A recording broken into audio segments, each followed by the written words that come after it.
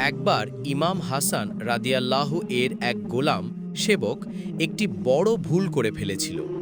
ইমাম তাকে শাস্তি দেওয়ার ইচ্ছা পোষণ করলেন। তখন গোলামটি অত্যন্ত বুদ্ধিমত্তার সাথে পবিত্র কুরআনের একটি আয়াতের অংশ তিলাওয়াত করল, যারা নিজেদের রাগকে সংবরণ করে। হাসান রাদিয়াল্লাহু সাথে সাথে শান্ত হয়ে বললেন, ঠিক আছে, আমি আমার রাগকে সংবরণ করলাম।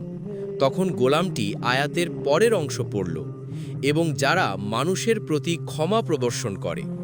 ইমাম রাদিয়াল্লাহু মুচকি হেসে বললেন, যাও, আমি তোমাকে ক্ষমা করে দিলাম। গোলামটি তখন আয়াতের শেষ অংশটি তিলাওয়াত করল, আর আল্লাহ সৎ কর্মশীলদের ভালোবাসেন।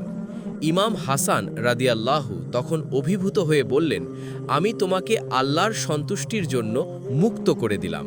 আজ থেকে তুমি স্বাধীন। শিক্ষা: এই গল্পটি আমাদের শেখায় যে কেবল রাগ নিয়ন্ত্রণ বা ক্ষমা করাই যথেষ্ট নয়, বরং মন্দের বদলে দয়া ও ইহসান, সৎকর্ম করা মুমিনের শ্রেষ্ঠ গুণ।